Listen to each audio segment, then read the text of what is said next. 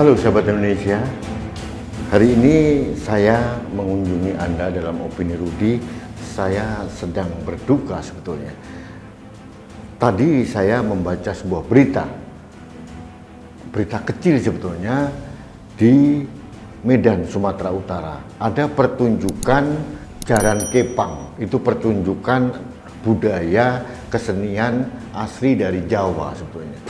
Sedang dimainkan, kemudian digrebek oleh sekelompok orang yang mengatasnamakan Laskar Umat Islam. Katanya dari Forum Umat Islam Sumatera Utara. Nah, ini luar biasa bahaya. Ini ancaman serius bagi kelestarian budaya Indonesia. Sekelompok orang Islam fanatik yang radikal ini mengatakan bahwa kesenian jaran kepang itu musyrik, tidak sesuai dengan Islam, dan sebagainya dan sebagainya. Nah, ini berpotensi akan terjadi konflik horizontal kalau dibiarkan saja. Sebelum saya berkomentar, saya ingin mengajak Anda untuk mengikuti beberapa komentar dari sahabat saya, pegiat budaya berikut ini. Membaca dan mendengar tentang pembuaran pertunjukan seni di Sumatera Utara itu menyedihkan dan membuat sangat-sangat marah sekali. Sekelompok orang seperti kami, komunitas dari Krida dari Indonesia, yang berusaha mengajak seluruh masyarakat Indonesia ini untuk kembali kepada jati diri bangsa kita yang berbudaya. Apakah kita segitu dilupakan oleh warisan-warisan leluhur tentang kekayaan kebudayaan kita? Itu adalah bagian dari jati diri bangsa ini loh. Sekarang bisa dilihat ya, bahkan kita banyak mendengar, kita bisa melihat contoh-contoh negara lain bagaimana untuk memusnahkan satu negara itu dengan menghilangkan budayanya. Saya sangat prihatin atas apa yang menimpa kawan-kawan saya yang ada di Sumatera yang sedang menggelar pertunjukan tari jaranan atau kuda kepang yang tiba-tiba dibubarkan oleh sekelompok orang yang menamakan dirinya Laskar Khusus Umat Islam dengan alasan musyrik. Teman-teman, tolong dipahami, kami penggiat budaya, semua kawan-kawan saya dimanapun teman-teman berada, semua mempunyai Tuhan yang sama. Kami menyembah hanya Tuhan yang sama satu. Ketika Anda menggunakan musyrik, yang mana yang Anda bilang musyrik? Nah, saya sehati dengan mereka.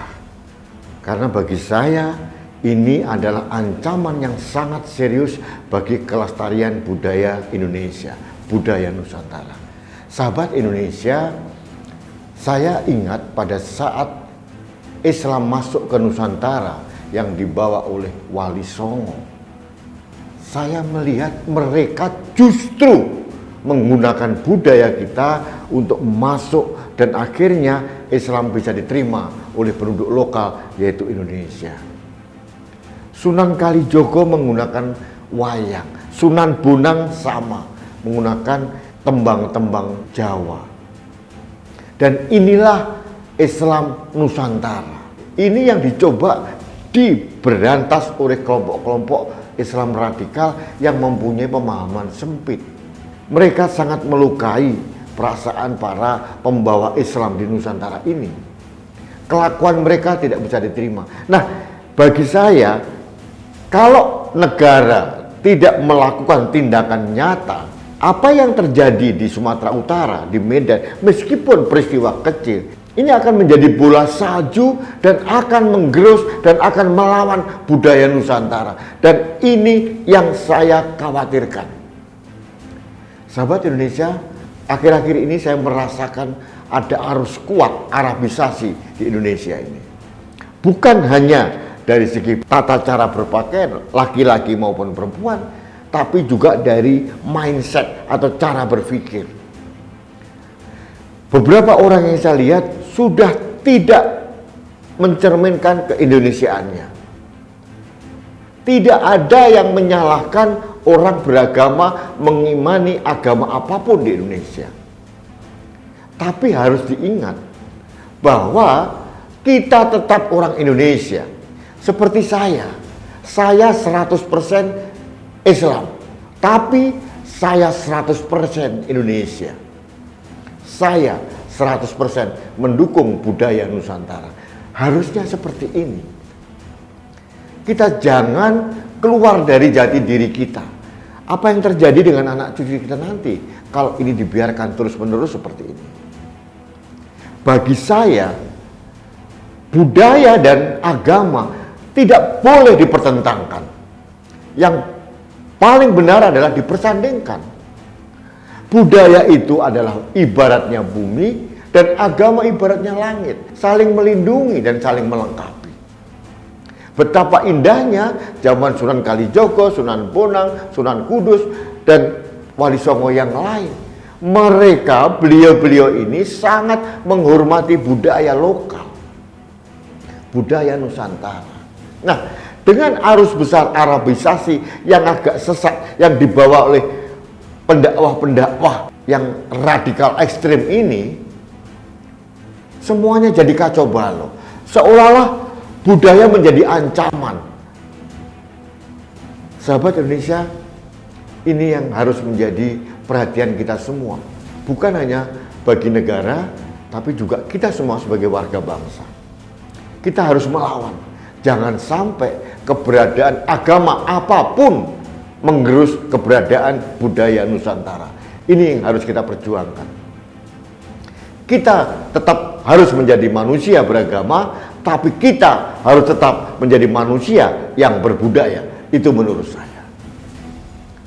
Sahabat Indonesia, kita sudah melihat beberapa contoh negara-negara yang menggerus budaya, seperti di Irak, seperti di Suriah, Libanon. Peninggalan-peninggalan budaya dihancurkan dan hanya mengedepankan agama. Apa yang terjadi? Suasananya selalu panas dan rusuh. Budaya itu menyejukkan. Budaya itu adalah bangsa, adalah kita, adalah jati diri kita. Dengan budaya kita akan melihat siapa diri kita, siapa leluhur kita, dan siapa anak cucu kita. Kalau Indonesia tanpa budaya, apa jadinya? Jadi pada kesempatan ini saya jujur saja agak sedih, tapi saya mengajak semua orang di Indonesia untuk melestarikan budaya Nusantara. Budaya dari daerah manapun, budaya dari suku apapun, budaya dari peradaban manapun. Budaya harus tetap ada. Tapi agama juga harus tetap ada. Dan jangan mau kita diajak mempertentangkan agama dan budaya. Agama dan budaya harus saling melengkapi. Sekali lagi saya katakan, sahabat Indonesia, kepada negara tidak boleh membiarkan kelompok-kelompok anarkis yang mengatasnamakan agama ini memberangus budaya Nusantara. Kita harus melawan, aparat harus bertindak, negara yang mempunyai akses kekuasaan, akses keamanan harus bertindak melindungi budaya Nusantara.